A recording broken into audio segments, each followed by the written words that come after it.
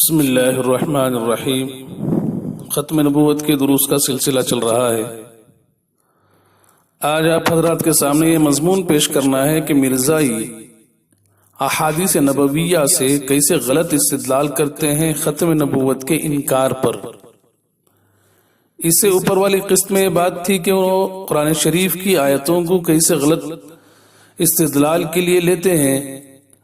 آج احادیث نبویہ میں سے بعض احادیث آپ کے سامنے پیش کی جائیں گی جن کو وہ لوگ پیش کر کے ختم نبوت کا انکار کرتے ہیں۔ حضرت ابو ہریرہ رضی اللہ عنہ سے روایت ہے کہ رسول اللہ صلی اللہ علیہ وسلم نے ایک موقع پر ارشاد فرمایا، فَإِنِّي آخِرُ الْأَنْبِيَاءِ وَمَسْجِدِي آخِرُ الْمَسَاجِدِ۔ مسلم شریف کی روایت ہے جس کا ترجمہ ہے کہ پس بے شک میں آخری نبی ہوں اور میری مسجد آخری مسجد ہے۔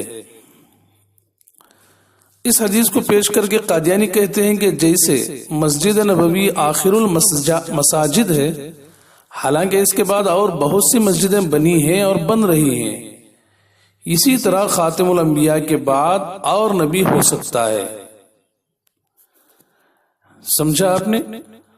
آخر المساجد کہنے کے بعد بھی اور مساجد بنی اور بن رہی ہیں، تو خاتم الانبیاء کہنے کے بعد بھی اور نبی ہو سکتے ہیں اور ہو رہے ہیں۔ جواب جس کا یہ ہے کہ مسجد کسبی چیز ہے۔ کسبی مطلب انسان اسے اپنے ہاتھوں سے بناتا ہے، انسان کے اختیار میں ہے۔ نبوت وہابی نعمت ہے، انسان کے اختیار میں نہیں ہے، من جانب اللہ عطا ہوتی ہے۔ اور مسجد بنانے کی ترغیب بھی ہے۔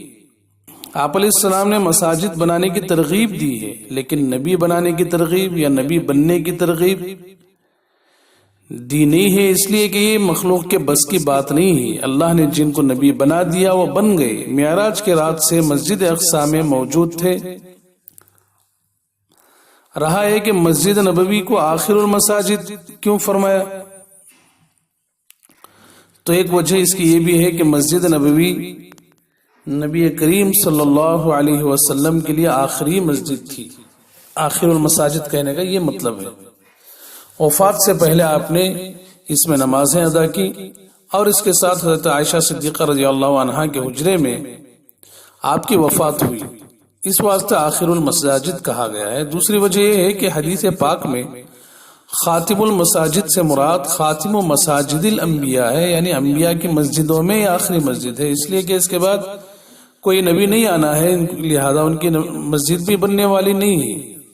تو خاتم المساجد کہنا بھی ختم نبوت کی دلیل ہے کہ اس کے بعد کوئی نبی آنے والے نہیں ہے، نئے نبی، تو ان کی کوئی مسجد بھی بننے والی نہیں ہے۔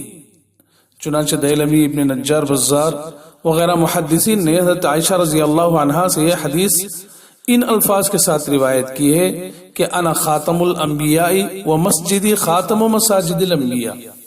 کنز العمال کی روایت ہے جس کا معنی ہے، ترجمہ ہے کہ میں خاتم الانبیاء ہوں اور میری مسجد مساجد انبیاء کی خاتم اور آخری ہے، آخر ہے، یعنی اب اس کے بعد کسی نئے نبی کی مسجد بننے والی نہیں ہے۔ دوسری روایت بعض کتابوں میں ہے، لو عاش ابراہیم لکان نبیا، اگر نبی علیہ الصلوۃ والسلام کے صاحبزادے ابراہیم رضی اللہ عنہ زندہ رہتے تو نبی ہوتے۔ اور بعض احادیث میں لو کان بعدی نبی لکان عمر، اگر میرے بعد کوئی نبی ہوتا تو عمر ہوتے۔ پھر یہ بھی کہا جاتا ہے کہ حضرت عیسیٰ علیہ السلام نازل ہوں گے، اور جب وہ نازل ہوں گے تو ان کی نبوت ختم تو نہ ہوگی۔ تو مرزا ہی یہ باتیں پیش کر کے کہتے ہیں کہ ان چیزوں کے ہوتے ہوئے کیسے کہا جا سکتا ہے کہ نبی صلی اللہ علیہ وسلم کے بعد کوئی نبی نہیں۔ پہلی بات تو یہ ہے کہ انہوں نے ان چیزوں کو سمجھا ہی نہیں۔ پہلی دو روایتوں میں جس میں حضرت ابراہیم رضی اللہ عنہ کے نبی ہونے کے بعد اگر زندہ ہوتے تو، یا عمر اگر نبوت کا سلسلہ جاری ہوتا تو عمر رضی اللہ عنہ نبی ہوتے، یہ بات وہ فرضی باتیں ہیں۔ فرض کیا گیا ہے ایک امر کو کہ اگر وہ زندہ ہوتے تو نبی ہوتے، اور عمر رضی اللہ عنہ اگر آپ علیہ الصلوۃ والسلام کے بعد نبوت کا سلسلہ چلتا تو عمر رضی اللہ عنہ نبی بنتے۔ لا نبی یا بعدی، میرے بعد کوئی نبی نہیں ہوگا، اس کے خلاف یہ بات نہیں، وہ تو ایک فرضی بات ہے۔ اگر آپ کے بعد ان کو نبوت ملتی تب اعتراض ہوتا، جب ان کو نبوت ملی ہی نہیں تو اعتراض کیسا؟ اور دوسری بات جو عیسیٰ علیہ السلام کے آنے کی ہے، متواتر احادیث ہیں، کوئی عالم اس کا منکر نہیں کہ عیسیٰ علیہ السلام جب آئیں گے، پہلی بات تو یہ ہے کہ عیسیٰ علیہ السلام پہلے انبیاء میں ہیں، نہ وہ نبی کریم صلی اللہ علیہ وسلم کے بعد پیدا ہوئے اور نہ ان کو نبوت نبی کریم صلی اللہ علیہ وسلم کے بعد ملی، اس لیے ان کی آمد کا عقیدہ ختم نبوت کے خلاف نہیں ہے۔ دوسری بات یہ ہے کہ وہ نبی علیہ السلام کے تابع ہو کر آئیں گے، نہ اپنی اتباع کی دعوت دیں گے اور نہ اپنی پہلی شریعت کو نافذ کریں گے، بلکہ ان کی آمد اس بات کو اور پکا کر دے گی کہ نبی اکرم صلی اللہ علیہ وسلم آخری نبی ہیں، اس لیے کہ دجال کو مارنا کسی امت ہی کے بس میں نہ ہوگا۔ اللہ تعالیٰ اس کام کے لیے کسی اور نبی کو نہ بنائیں گے نیا، بلکہ انبیاء سابقین سے حضرت عیسیٰ علیہ السلام کو بھیج دیں گے۔ تو یہ روایتیں ہیں۔ اور دوسری بات یہ ہے، تعجب کی بات یہ ہے کہ مرزائی بعض روایتوں کو لے کر اسماء اور رجال پر بھی بحث کرتے ہیں، بعضوں کو مرتد بتاتے ہیں، فلاں فلاں، بعضوں کو بعض احادیث کو ضعیف کہتے ہیں۔ تو ہم یوں کہتے ہیں کہ ان کو کیا حق ہے کسی حدیث کو ضعیف یا کسی حدیث کو صحیح کہنے کا، یا اسماء اور رجال پر بحث کرنے کا ان کو کیا حق ہے؟